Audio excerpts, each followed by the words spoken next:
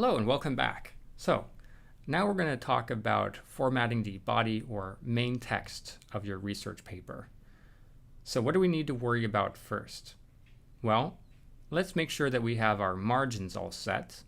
The margins refers to the white space around the main text.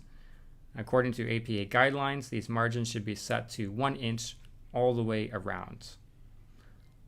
So those are the margins, and now let's try and go to the page setup option so we can check to make sure that our margins are correctly centered.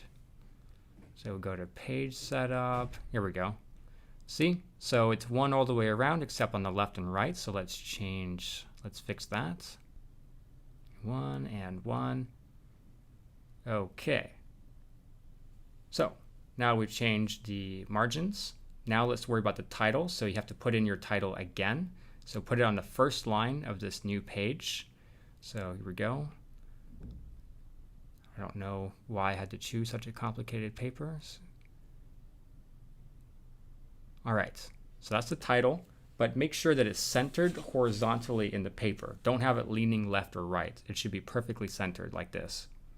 All right. Now that you have your title centered, you should also make sure to leave some room in between it and the rest of your paper. So just have a line of space like that.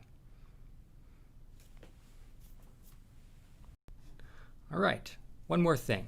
So let's make sure that our font is all set correctly as well. Remember that the title and all other text in the paper needs to have the same font, which for academic essays should be Times New Roman, and all text should be using 12-point font. So if we check here, you can see I'm using Arial. Let's change that to Times New Roman. And now let's change the font size from 11 to 12. You can also make the titles font a little bit bigger. So we're using 12-point here. Let's bump it up to 14 so it stands out more. All right.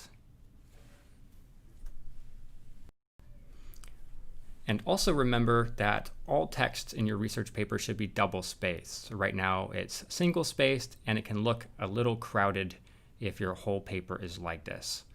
So let's go ahead and fix that. So just highlight all of this, and let's change this to double spaced. There we go. Okay, so now everything is nice and double spaced. And double spacing is important because it gives your professors room to leave written comments.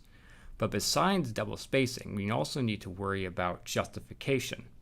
Justification refers to the alignment of the text with respect to the margins of the page.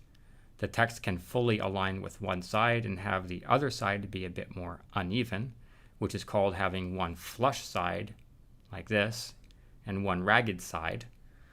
Or the text can try to fully align with both margins. That's what we have here. This is known as full justification, but we don't want that. Instead, we should try to have the text flush with the left side and ragged on the right. So we have it full justification right now. Let's go ahead and try to change that. So remember, there we go. Yeah, so now we have one side on the left flush and one side on the right ragged. This is known as left justification. Okay, great. So make sure you don't forget about your paragraphs either. Each new paragraph should be indented 1/2 inch. And as you can see, I haven't done that in this section. So let's go ahead and fix that. You just need to hit the tab button once, and that will indent it about 1/2 inch. So there, 1 tab, and again, there we go. Now we have proper indentation. And also make sure to leave enough space in between each paragraph. So we should have a space here in between each of these paragraphs. All right, now one more thing. When formatting the body text of your paper, make sure that the pages are numbered, which will really help readers and your professor navigate your paper, especially for longer research papers that have their own table of contents like this one.